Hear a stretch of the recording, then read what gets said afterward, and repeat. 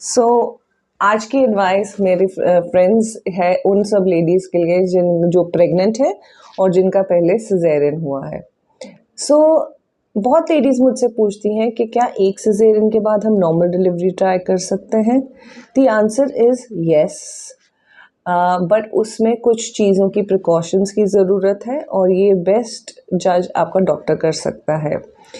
अब सिजेरियन जब होता है तो बेसिकली हम यूट्रस जो है उस पे कट लगाकर ये बेबी डिलीवर कर रहे हैं। अब सिजेरियन के अलग अलग कारण होते हैं एंड जो probably one most common cause है वो है कि बच्चे की हार्ट बीट अपसेट हो गई या फिर बच्चे की पोजीशन सही नहीं है, बच्चा उल्टा है। So these are the usual common causes. अब सिजेरियन किया क्यों जाता है? Mostly for the safety of both mother and baby. तो कहीं पे भी अगर हमें लगे कि नॉर्मल डिलीवरी में बच्चे को रिस्क है या मदर को रिस्क है तो हम सिजेरियन का ऑप्शन लेते हैं, बट वो हर केस में डिसाइड किया जाता है केस टू केस। अब क्वेश्चन आ गया, एक बार ही सिजेरियन हो गया नॉर्मल डिलीवरी। अब कई पेशेंट्स होते हैं जो कहते हैं कि अब तो हमारे 8 साल हो गए, हमारा फर्स्ट बच्चा हुआ था तब सिजेरियन हुआ था, अब तो 8 इयर्स हो गए, अब तो हम नॉर्मल के लिए ट्राई कर सकते हैं। सी डेफिनेटली जब आपका सिजेरियन हुआ है डॉक्टर आपको कहता है कि वेट फॉर अबाउट 2 इयर्स और 3 years before planning next baby, ताकि उतनी देर में वो यूट्रस का स्कार अच्छे से हील हो जाए। पर वो कैसे हील हुआ है, उसमें कितनी स्कारिंग है, ये यूजुअली हम नहीं गेस कर सकते।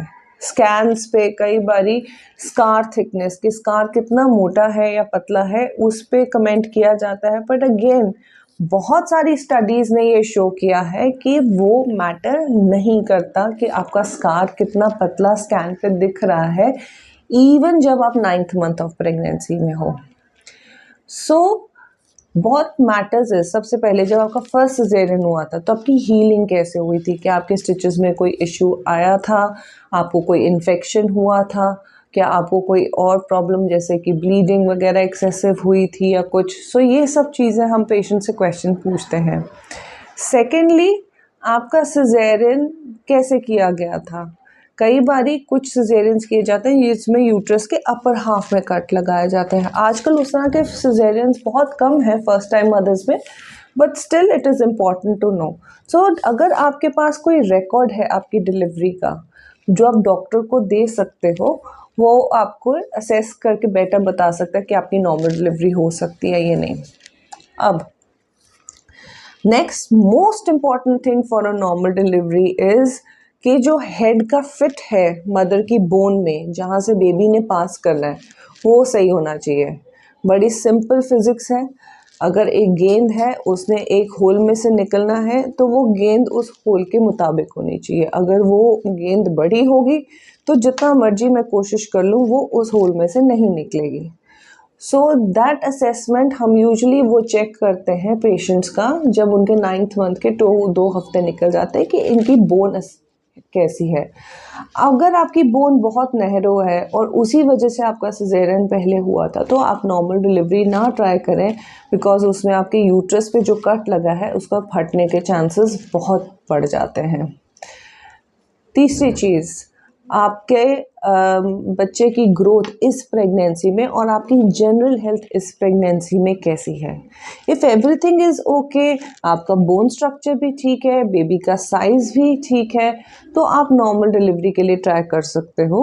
Normal delivery, successful normal delivery के चांस 60 to 65% होते हैं। अगर हम कुछ असिस्टेंस जैसे कि वॉन्टूज या फॉरसेप्स यूज़ करें तो ये 80% तक चला जाता है।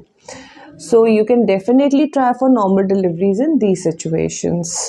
So ऐसा नहीं है, पर उसके लिए ड्यूरिंग लेबर हमें आपको बहुत क्लोजली मॉनिटर करना पड़ता है। किसी टाइम पे भी हमें लगे कि वो यूट्रस के स्कार के फटने के चांसेस हैं तो हम उसी वक्त सिजेरियन कर सकते हैं।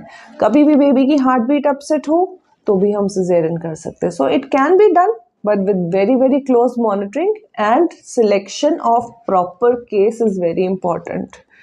सो एक इंटरेस्टिंग बात थी एक बारी मेरे पास 2 सेम नाम की लड़कियां नॉर्मल डिलीवरी के लिए ट्राई कर रही थी। सिजेरियन के बाद एक का नॉर्मल डिलीवरी हो गया और उसके बेटी हुई और उसके पास पहले बेटा था, तो वो बहुत खुश थी। दूसरी के पास भी पहले बेटा था, उसकी मैंने करा पर उसका नॉर्मल नहीं हुआ, उसका सिजेरियन हो गया। तो वो अपसेट थे कि हमें क्यों नहीं बिटिया दी और हमारा सिजेरियन भी कर दिया। सो ये हमारे हाथ में नहीं है, हम अपने पेशेंट्स के लिए बेस्ट एफर्ट करते हैं। And idea of telling this example is कि सबके लिए सेम चीज़ की जाती है, बट कुछ केसेस में वो सक्सेसफुल होगा, कुछ में वो नहीं होगा, depending on patient to patient. So all the very best, and I hope this advice is useful for all young mothers. All the best.